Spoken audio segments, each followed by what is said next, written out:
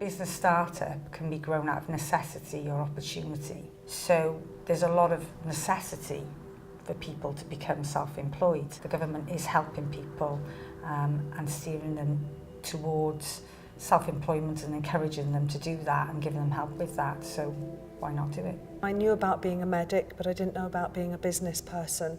So they've made sure that we've had the support we've needed and we've been able to access services that we wouldn't have been able to without the help, because we wouldn't have been able to afford it. I'm dyslexic, so I needed help with numbers and all that sort of thing. So they did a free accountancy and bookkeeping courses, which I went to, and sort of ongoing support, sort of with business plans and all that sort of thing as well, which is what you need initially to be able to start up. Yeah, the assistance from the Welsh Government and helping me to get Superstars off the ground was key, because it gave me that support that I needed to get the initial stages off the ground and to help drive it forward. Welsh Government is always any way they can in helping you train your staff, introducing you to customers abroad, taking you on trade missions to various countries and helping you to grow business. Welsh Government is determined to push entrepreneurship culture forward.